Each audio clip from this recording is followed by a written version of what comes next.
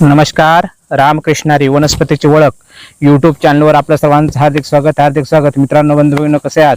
सुखी असाल, आनंदी असाल, खुश असाल अशी देवाजवळ प्रार्थना करून आजच्या व्हिडिओला सुरुवात करतो. वनस्पतीची ओळख हा जो यूट्यूब चॅनल आहे, ह्या यूट्यूब चॅनलच्या माध्यमाद्वारे आपल्यापर्यंत जंगलामधील वनस्पतींची ओळख, वनस्पतींचे आयुर्वेदिक औषधी उपाय, वनस्पतींचे घरगुती उपाय, घरगुती नुस्खे, टोटके अशी माहिती आपल्या चॅनलच्या माध्यमाद्वारे आपल्यापर्यंत पोहोचवल्या जात आहे.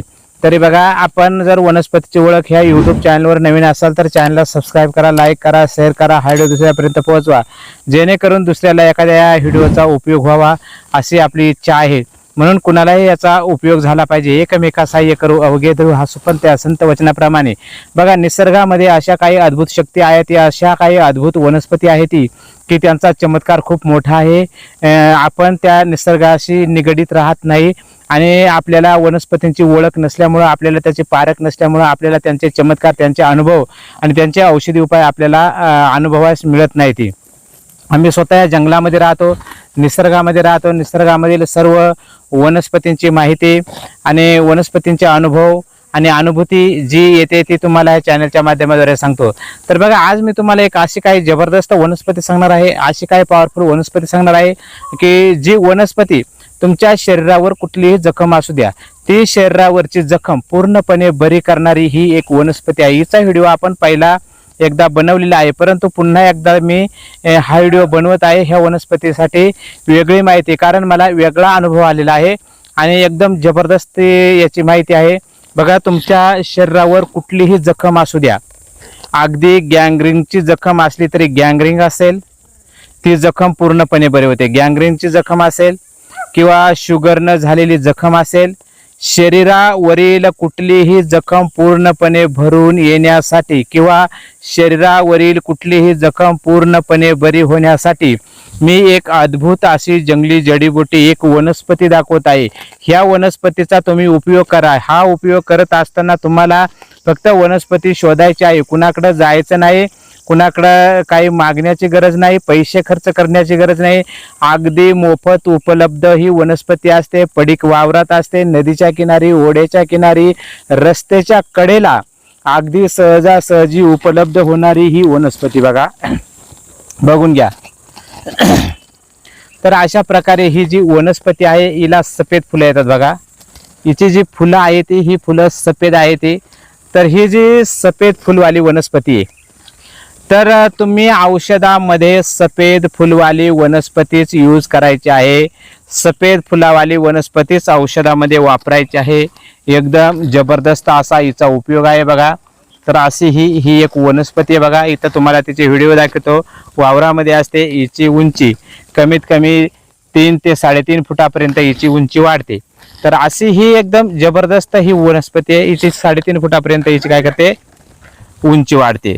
तर हिचा एकदम जबरदस्त उपाय. आता काय करायचंय, तुम्हाला जर जखम झालेली असेल शरीरावर कुठली जखम झाली असेल, सकाळी सकाळी हिची पानं तोडायची आहे. ती काय करायची, हिची रसभरीत ताजी टवटवीत हिची पानं काढून आणायची बघा. ही अशी जी पानं आहे ही पानं काढायची. पानं काढल्यानंतर ही पानं फक्त तुम्हाला दगडी पाट्यावर किंवा दगडेवर कुटून बारीक करायची आहे. ती याचा रस जखमेवर पिळायचा आहे आणि राहिलेली पेंड जखमेवर पट्टी करायची आहे. काय करायचे आहे, जखमेवर पट्टी करायची आहे.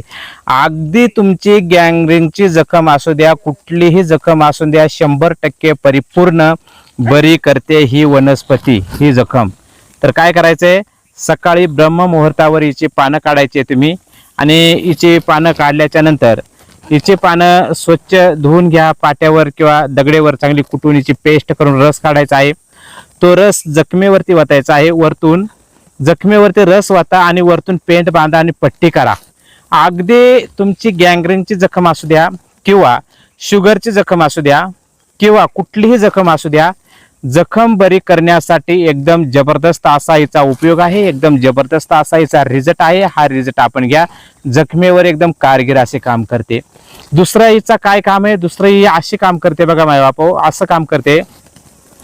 तुम्हाला जर जंगलामध्ये, आता जंगलामध्ये फिरत असताना जर सर्प चावला, अगदी कोबरा असेल, नाग असेल, कितीही विषारी सर्प जरी चावला आणि चावल्या जर तुम्हाला माहित झाला, तर काय करायचंय, याची पानं काढायची आहे, ती धुवून घ्यायची आहे, ती याचा रस काढायचा आहे, 2-2 थेंब नाकामध्ये टाकायचा आहे. आणि कडुलिंब, लिंबाऱ्याचं झाड, लिंबाचं झाड तुम्हाला माहिती आहे, तर कडुलिंबाऱ्याच्या झाडाचा एक अर्धा कप रस पाजायचा आहे. हा उपाय तुम्हाला प्रत्येक अर्ध्या तासाने तुम्हाला करत राहायचा आहे. एक 10-12 वेळेस करायचा आहे. तर काय करायचं आहे, याचा जो रस आहे हा रस नाकामध्ये टाकायचा आणि कडुलिंबाचा रस तुम्हाला पाजायचा आहे त्या पेशंटला. असा उपाय तुम्ही तासाने अर्ध्या तासाने करत राहायचा आहे. असा उपाय 10-12 वेळेस केल्यानंतर शरीरातील पूर्ण विष उतरून जाते. हा आदिवासी भागातील एकदम जबरदस्त असा पारंपरिक फॉर्म्युला आहे. हा फॉर्म्युला आपण करू शकता. तर अशी ही वनस्पती आहे बघा, ही रस्त्याच्या कडाला असते, पडीक वावरात असते, कुठं पण तुम्हाला ही वनस्पती भेटून जाईल.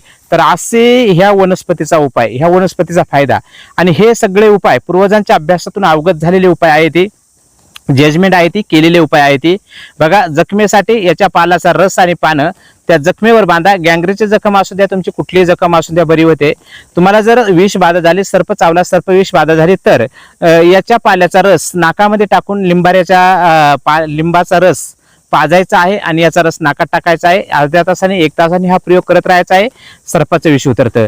त्याचप्रमाणे जंगलामध्ये जर आपण फिरत असाल, बघा, जंगलामध्ये जर फिरत असेल आणि आपल्याला जर कुठं काटा भरला, बाबळीचा असेल, जाळेचा असेल, कुठल्याही वनस्पतीचा काटा जर भरला, तर कधी कधी तो काटा पायामधून बाहेर निघत नाही, तो मध्ये चरत जातो, मध्ये कुरपं होत असतात किंवा तो काटा मध्ये जातो. तर काटा पूर्ण त्या काट्याचं पाणी करते ही वनस्पती. तुमच्या शरीरामध्ये काच जाऊ द्या, काटा जाऊ द्या, काय करायचं, सकाळी ब्रह्ममुहूर्तावर याची 7-8 पानं काढायची. एक 10 पानं काढा. 10 पानं काढून याची गोळी करा, गुळामध्ये करा. गुळामध्ये चोळून गोळी करायची आहे आणि अवघ्या 3 दिवस तुम्हाला ती गोळी खायची आहे. रोज सकाळी याच्या पानासोबत गुळ खायचा आहे. ह्या वनस्पतीला कुंभा म्हणतात. आमच्या भागामध्ये ह्या वनस्पतीला कुंभा म्हणतात. आपल्या भागामध्ये काय म्हणतात ते आपण कमेंट करून सांगा. याच्या जवळजवळ 4 जाती आहे ती. तर बघा, याच्या 4 जाती आहे ती. तर याची पारक ओळख असावी, जो 3-3.5 फुटापर्यंत वाढतो तोच औषधामध्ये घ्यावा. काही उंच पण वाढतं ती. तर असा याच्या 4 जाती आहेत. कारण वनस्पती शोधत असताना बघा, एकाच जातीच्या एकसारख्या दिसणाऱ्या निसर्गामध्ये अनेक वनस्पती आहेत, म्हणून आपल्याला त्याची ओळख असावी, पारख असावी. त्याच्यासाठी मी तुम्हाला व्हिडिओ, फोटो वगैरे दाखवत असतोय. तर ओळख पारख असेल तरच करा, ओळख पारख नसेल तर वैद्य किंवा डॉक्टरच्या सल्ल्याने हे उपाय तुम्ही करायचे आहे. ती एकदम जबरदस्त उपाय आहे. तर याचं काय करायचं आहे, याचा पाला कुटून गुळामध्ये खाल्ल्यानंतर तुमच्या पायामध्ये काच भरली असेल, काटा भरले असेल, तर त्या काट्याचा पूर्णपणे पाणी होऊन जातोय, काटा पूर्णपणे बरा होऊन जातोय, काटा पायामध्ये राहत नाही. इतका जबरदस्त रिझल्ट, इतका जबरदस्त याचा उपाय आहे. तर हे 3 उपाय मी तुम्हाला सांगितले बघा. तर हे 3ही उपाय एकदम जबरदस्त आणि पॉवरफुल आहेत. ह्या वनस्पतीचा आपला व्हिडिओ पाहिला आहे, याला कुंभा म्हणतात. तर ही वनस्पती जर तुम्हाला कुठे भेटली, वनस्पतीचा उपयोग करत असताना ही वनस्पती ताजीच असावी. ताज्या पानाचा उपयोग केल्यानेच रिझल्ट येईल. तुम्ही पानं वाळवून पावडर करून वगैरे वापरल्यास त्याचा रिझल्ट तुम्हाला येणार नाही. याचा उपाय करत असताना रोज सकाळी ताजी पानं आणून, काट्यासाठी असेल, जखमेसाठी असेल किंवा सर्पविषासाठी असेल, ताजीच पानं आणून ताजाच उपाय करा. याचा रिझल्ट तुम्हाला 101% येईल. त्याची मी तुम्हाला गॅरंटी देतो ह्या व्हिडिओमध्ये. तर बघा, अशाच माहितीसाठी आपल्या चॅनलला फॉलो करून ठेवा आणि अशीच माहिती मी आपल्यासाठी घेऊन येत राहील. तर इतकी जबरदस्त वनस्पतीची माहिती मी तुम्हाला दिली. चला, उद्या भेटू नवीन माहिती, नवीन व्हिडिओ बरोबर. तोपर्यंत धन्यवाद. रामकृष्ण हरी, जय धन्वंतरी भगवान.